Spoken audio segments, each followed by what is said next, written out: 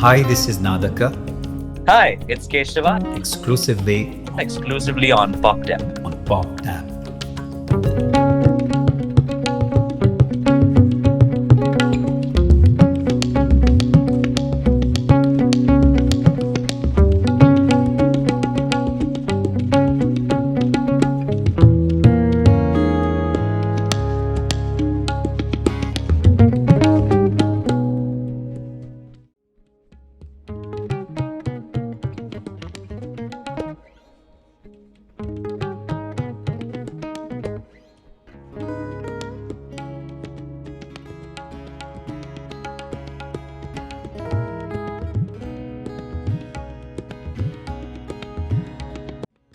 That's interesting because, in fact, I would say that looking back on all this, one always feels that, yes, it is something that was meant to be, it was destined to be. On the other hand, as you are moving forward in life and you make choices, then you know that you are the determining factor and your decisions is what really makes the difference. So in the end, from both ends, you could say that it does become a combination of both elements. Some of it is seems to be already pre-written, and other parts you are just the actor on the way and you move forward in that. So my journey was very much a combination of both.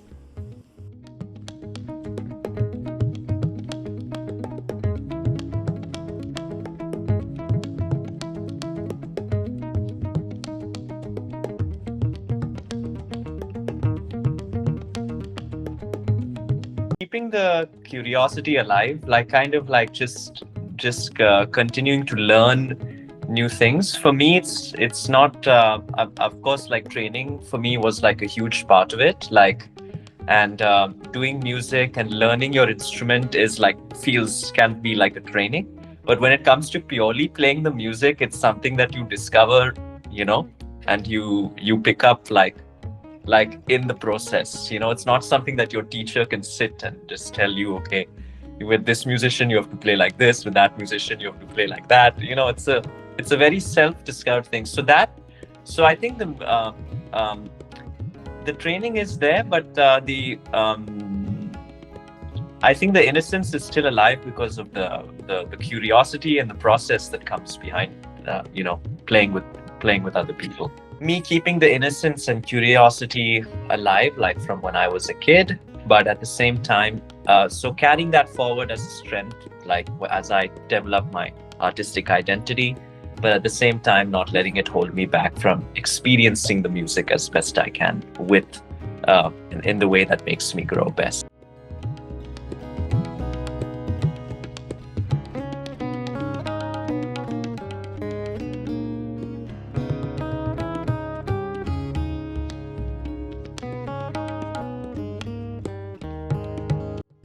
So it's really all of them because, in fact, when you develop something very deeply, see, for example, an instrument, you can actually have a guitar in the beginning, which is just a company-made or factory-made guitar, which will be enough for you to express yourself. And over time, I think that as you go deeper and deeper into a particular type of sound, and you're really searching for a sound that expresses what your soul really wants, then you inevitably have to slowly transform and find what is your own instrument.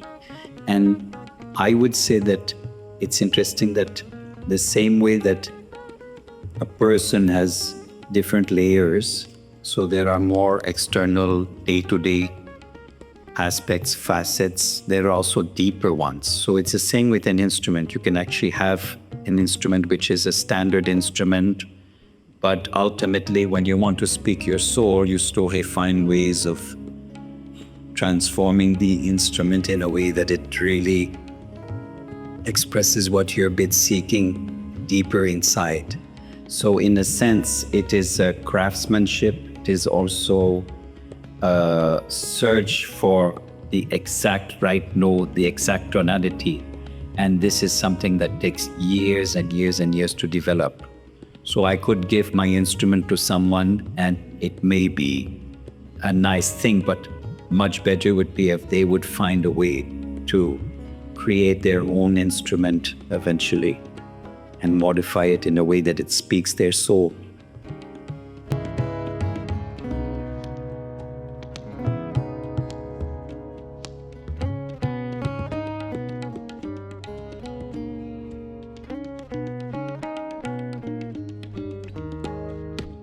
I experienced it more as a as a vibration going in, like this. Yeah. So basically, especially when I practice, I usually like I'm playing, and then most of the time, it's like a lot of the time performing or playing music for me, like it turns into like a sound meditation in some sense, because then it's not like you're doing. It's like almost like as if you're doing is a result of just like. Like hearing and feeling it, and you're kind of letting your playing follow that instead of the other way around,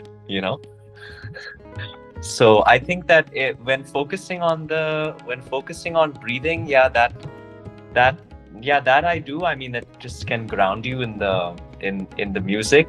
A lot of the time I feel sometimes, especially when like I'm improvising, like sometimes it's easy to get caught up in parts like, am I doing this right? Like, am I playing this phrase correctly, or am I screwing it up? But I think that like just like feeling the music as something that's like just like part of your natural way of being, especially like when you're playing it, like, and like, for example, like when I sit and play tabla, the thing is like I'm only thinking about that. Like I'm not thinking about work or school or anything. When I'm performing, I feel like when I'm performing, actually I'm experiencing the music as a whole. The thing is that when I'm playing, or when I'm just like playing, the thing is, when you're playing, and especially if you're playing with other musicians, the thing is, it's not just you, right? You're connecting to the whole music as an experience, and like allowing it to be a living vibration through you, So I feel like I experience it a lot in my body. Yeah. Whenever things go musically well, I feel it in my body. When I feel like it's not going right, I feel it in my body, Yeah. But the thing is, I always allow the ear.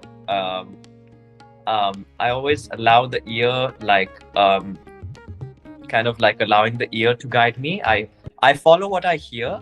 I also follow what I don't hear. I feel like playing music, and just like playing with other musicians and experiencing music is a way of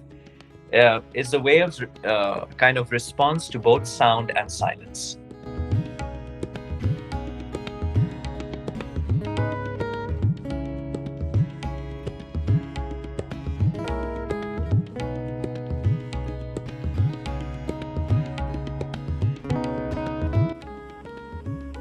So it's interesting, because I would say that there are many different ways of composing music. And one of them is that we have this image even of a composer that sits, with his notation and creates music in his mind and all that. I don't work that way. I usually it has been a long process over a whole life. So the idea is to improvise. And while improvising, you find things that speak to you. You develop them slowly, because again, it's the same thing. You can make a fixed composition, but ultimately it has to sprout from some kind of improvisation where you're playing, you say, oh, that's it, something is coming that feels real. And then you note it down in your mind. And so this is, for me, it's always connected to the deeper element, the quieter element. So For example, nature is very important. So this is the way that I resource, is that in fact, people speak a lot about, or people do meditation and yoga and etc. But this is my yoga, this is my meditation. So when I actually, as soon as I'm sitting and I start playing music and play my instrument, I get into a kind of inner state that ideally speaks to me, and then therefore I can compose through that.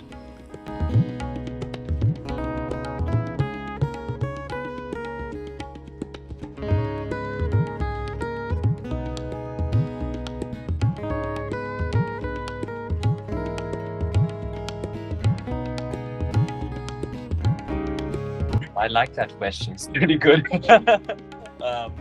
Well, what I choose to carry forward, I think it's always like, I always felt like the way I perceive music is like always been an extension of who I am in some sense.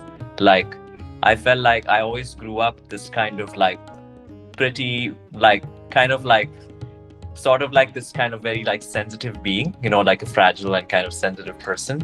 And I feel like that's usually the way I experience the music and the way I relate to it and that's how I kind of that's kind of how that intuition into, you know, like what the music needs kind of develops. So I think that that's something that I would keep, because it's like it's something to just, you know, like just keep me on in the process of like continuously sensitizing, you know. And I guess that's like plays a huge and very important role like for me, like when it comes to learning how to expand my, you know, musical territory. What I feel I would choose to leave behind is a place where the hesitancy is gone, you know. For example, like a lot of the time, like when you think of playing and you think of your like creative process, it's like a lot of the time you think like, okay, what are the teachers gonna say? Are the professors gonna like it? I think what I would create, what I would want to leave behind is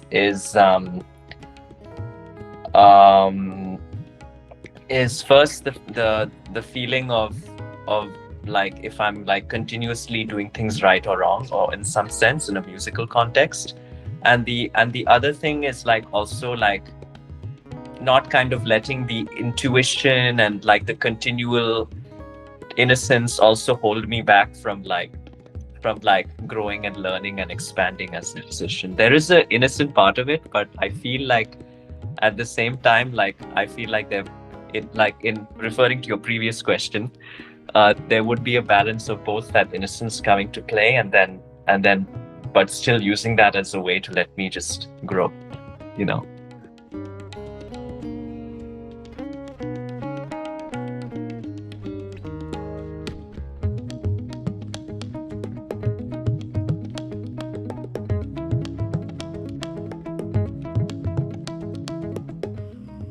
So my way of thinking really is very much based on ragas. And my guitar is tuned in an open way that is what we call modal tuning, so a little bit like the Indian instruments. So in that way, it's not a typical guitar. And what guides me is usually I choose a certain raga and then it speaks to me. So for example, you'll have a raga called Hemavati in South India now.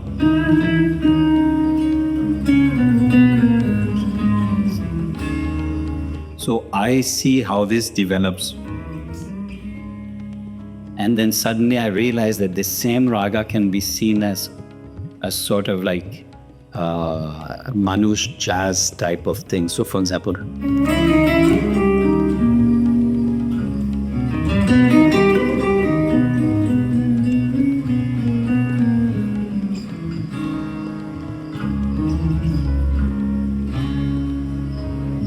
so these kind of things are lines that inspire me. So I don't limit myself anymore. I used to originally I used to have something where I have albums which are like completely dedicated to Indian fusion, and other albums which were more meditative, just chords and spaces and all. So over time, I feel that I've come to a point in the last years where I don't make any separations. So basically, I go where it takes me.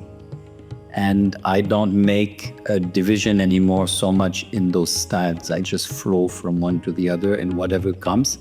And yet, always trying to remain faithful at the same time to being as genuine as possible in relation to a certain style, or let's say in this case, to be genuine in relation to my style.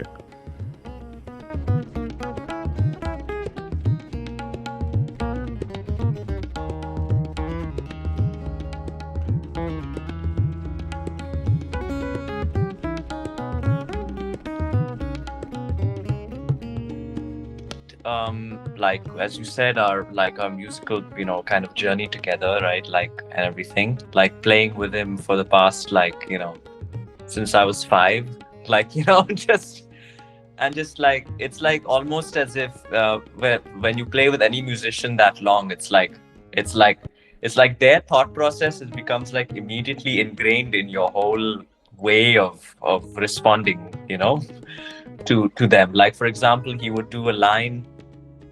He would play any line, and I know what's coming next. That's the thing. But yeah, I feel like with Incandescence, I feel like we there was a really an atmospheric element that was kind of I feel like that was a thought process also behind it, because Nadaka's music is always very it's very atmospheric, in a sense, everything he does, from the little things he does on his guitar, the swaramandal, all the little, or the soundscapes he incorporates, from his sound setup, it's all a part. I feel like that was all a part of the process with kind of making this this music. But yeah, I feel like this is I feel like the reason we were able to do this album in a very and be able to communicate not in the sense of too much, okay, we have to do this and then do that and that, because because we already know kind of where we're picking up, and how we are doing things. Also mentioned the percussion instruments, right? So that is an idea that I just had when I was one day discussing with him that I wanted to incorporate different percussion instruments, and he's like, oh yeah, but we have a djembe from 10 years ago and nobody's touched it ever since, and it was meant for you. And I was like, okay, let's try it. I was like, and we just started recording. We would record groove after groove after groove. We would do different takes. We would take, for example, one track on the cajon, one track on the duff lead frame drum, and then one track on the djembe and stuff, and see how these rhythms kind of work together in creating something that can bring some atmosphere. And then and then Nadaka, of course, he added his own soundscapes to it that really kind of supported the ambience of the whole thing.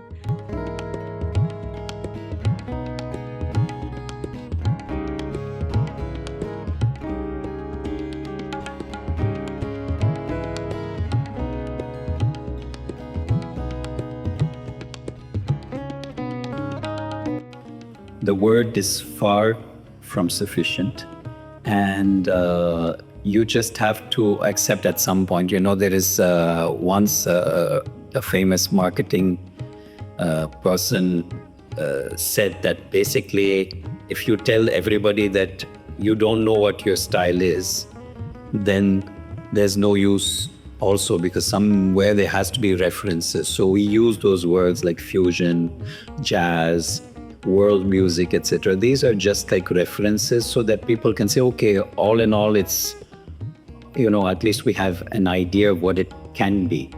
But in reality, it's far from sufficient to express the kind of music. And ultimately, again, the biggest, I would say, the most beautiful compliment that I've had over the years is when people tell me that they hear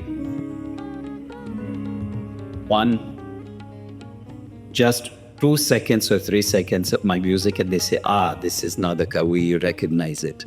So I feel that this is very meaningful, and in that sense, one has to create one's own style. And in truth, these are just labels, but the reality is that you do create more than your own style. You really create your own essence and music, and you get in touch with something that is really just deeper than that, that in the long run, it's a lifetime work to actually find that voice, and it gets revealed in a lifetime and never be enough to reveal it fully. But that's the way that I work. That's the way I look for. I look for the thing that speaks the truth to me, and hopefully the others who hear it also feel that.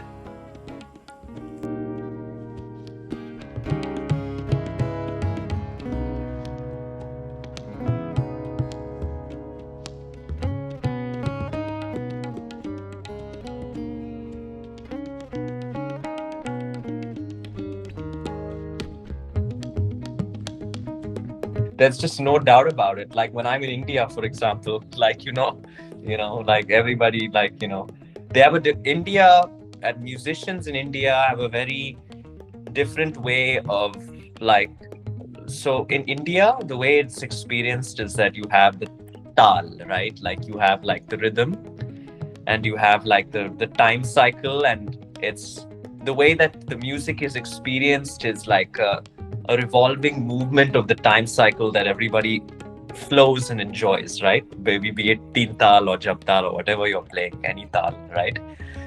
Here, the difference is it's a lot about feel and about groove, So people, it's like they're dancing and they're moving and dancing to whatever you're doing.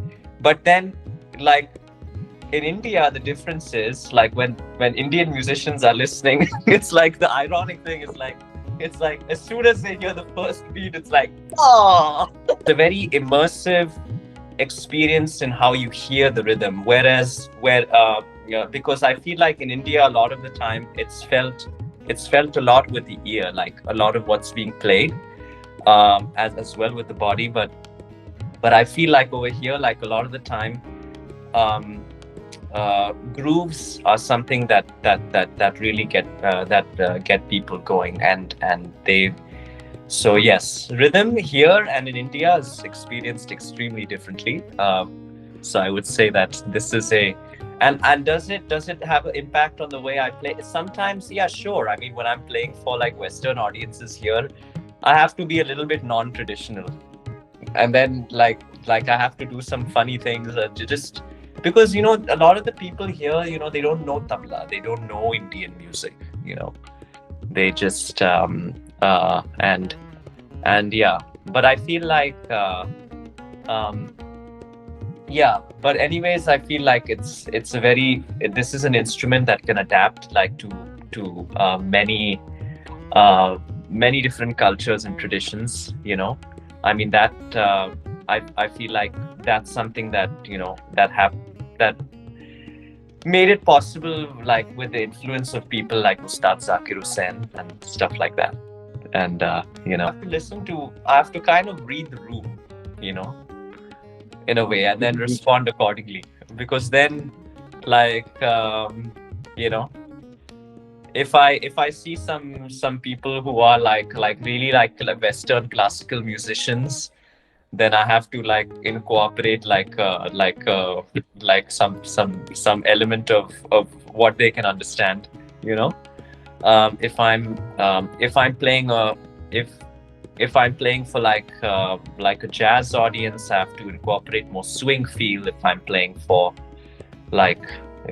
with Latin musicians, it has to be like more clave. I mean at the moment, of course, like tabla, like, as you know, it's not the only instrument at the moment I pick up. I'm also now like started playing drums and everything. I've started building on different percussion instruments as well. I mean, it's all, it's all a way of like gaining. Each instrument gives you a new musical perspective, that just allows you to just understand these different languages better. And I think that learning these different instruments and these different like these different traditions from these different musical cultures um, do help me like converse in that culture better, even if it's not India.